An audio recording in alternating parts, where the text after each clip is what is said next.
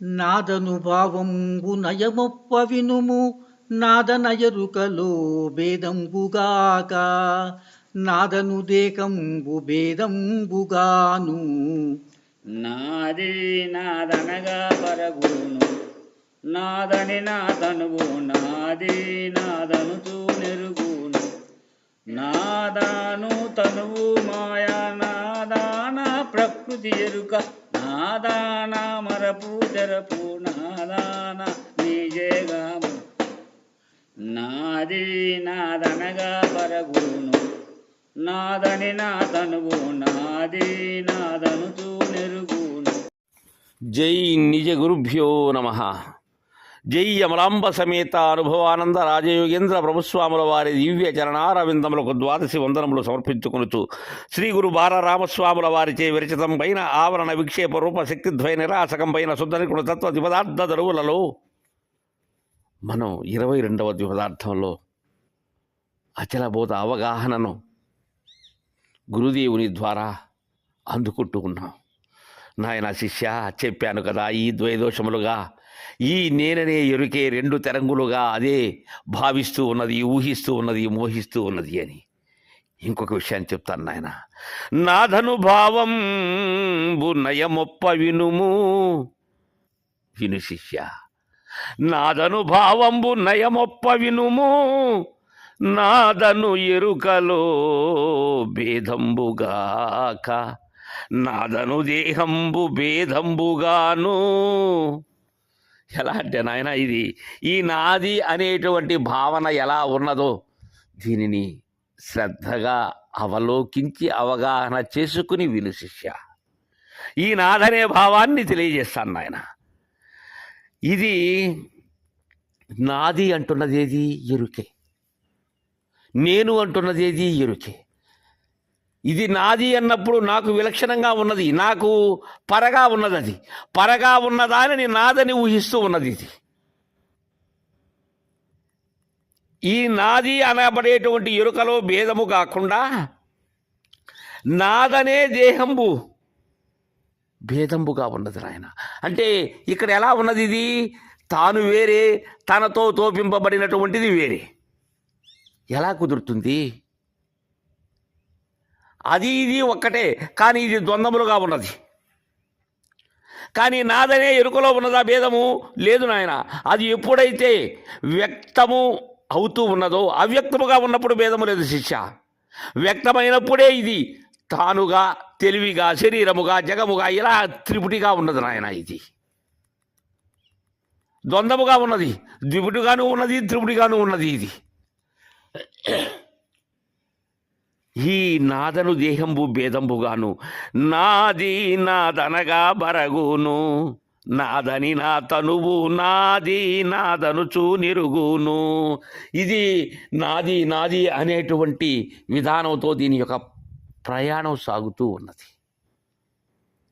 ఇది వ్యక్తమైనటువంటి మొదలు మరలా లయముందేంత వరకు కూడా ఇది ఎలా అయితే ఆవిష్కరణ జరుగుతూ ఉన్నదో తద్విధానంగానే దీని యొక్క లయ పద్ధతి కూడా జరగాలి శిష్య. ఈలోగా ఇది నాది నాదనుచు దీని యొక్క ఉనికి ఉన్నది. అయితే నాదనిన తనువు ఏదైతే ఉన్నదో అది నాది నాదనుచు ఎరుగును. ఏది నాదనేటువంటి తనువు? మూలము లేని గుర్తు, దాని ఎరిగే శరీరం. ఇది నాది నాదంచు ఎరుగుతూ ఉన్నది.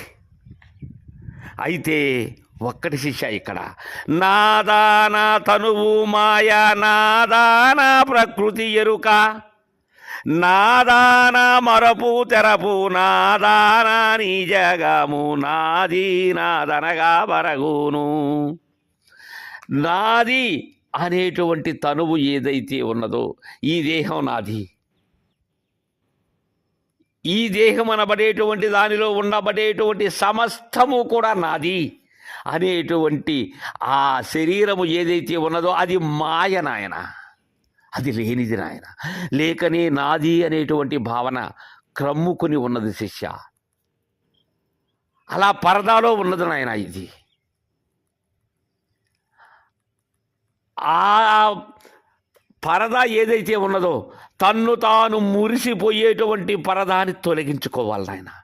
ఈ నాదనే తనువు మాయ అనేటువంటి విషయం నీకు బోధపడదు. అందుకే నేను తెలియజేస్తూ ఉన్నాను. అందుకే నయమొప్పగా వినమని తెలియజేస్తూ ఉన్నాను నాయన. నీవు అడిగినటువంటి విధానానికి నేను నీ సంశయ నివృత్తి కోసం నీకు ఈ అవగాహన కలిగిస్తూ ఉన్నాను శిష్య. నాదానా ప్రకృతి ఎరుక, నాది అనబడేటువంటి ప్రకృతి ఏదైతే ఉన్నదో, నీచే కృతము కాబడినటువంటిది ఏదైతే ఉన్నదో అది ఎరుక. ఇదంతా ఎరుకే. నాదాన మరపు తెరపు నాదాన నీ జగము. నాది అనబడేటువంటిది ఈ మరపు తెరపు. ఈ మరపు తెరపు అనకుండా జాగ్రత్తలో నిరతము స్వప్న సుషుప్తిలో అంటారు పెద్దలు. ఇది ఎలా అంటే ఈ ముడి వీడాలి అంటే ఈ లేని ముడి ఇది ఉన్న ముడి కాదు. ఈ లేని ముడి విడదీయాలి అంటే అది తనకై తాను విడదీసుకోలేడు. ముడి లేదు అనేటువంటి విషయాన్ని గురు కరుణ కిరణాల ద్వారా మాత్రమే ఆ ముడి విడిపోగలదు.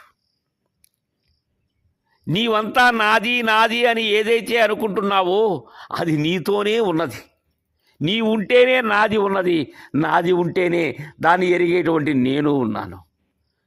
ఇవి రెండూ లేనటువంటిది ఏదైతే ఉన్నదో ఈ ప్రకృతి పురుషులు కాకుండా మరపు తెరపులు కాకుండా ఉండబడేటువంటిది ఈ జగము అంటే జనించి గతించేటువంటిది కానటువంటిది ఏదైతే ఉన్నదో దానిని ఎరిగినప్పుడు దీని యొక్క ముచ్చట లేదు నాయన.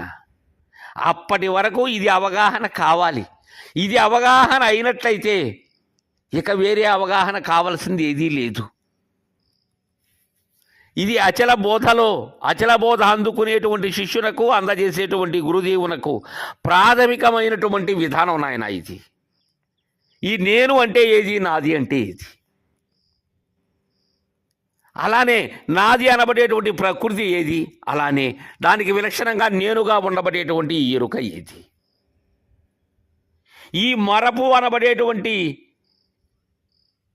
జీవ భ్రాంతి ఏదైతే ఉన్నదో ఈ 24 ఇంద్రియములతో కూడినటువంటిది ఏది, అలానే తెరపైనటువంటి జ్ఞాతతో కూడినటువంటిది ఏది. ఇవన్నీ కూడా ఏది, ఇవన్నీ కూడా ఒక్కటే, ఇవన్నీ నేనే. ఈ ముడి విడిపడిపోవాలి. ఈ కర్మము అనబడేటువంటిది జ్ఞానము అనబడేటువంటిది ఈ రెంటి యొక్క ముడే హృదయ గ్రంథి. ఈ గ్రంథి విడిపించేటువంటి గురువే గురు. విడిపించుకోవాలి అనేటువంటి ఆసక్తి ఉన్నవాడే శిష్యుడు. ఈ నాది నీది అనేటువంటి పరగేటువంటిది ఏదైతే ఉన్నదో దాన్ని ఈ నాదనిన తనువు నాది నాదనుచు ఎరుగుతూ ఉంటుంది అనేటువంటి అవగాహన కల్పిస్తూ ఉన్నారు శిష్యునికి ఈ ద్విపదార్థం ద్వారా. తరువాయి ద్విపదార్థాన్ని రేపు ముచ్చటించుకుందాం. జై గురుదేవా.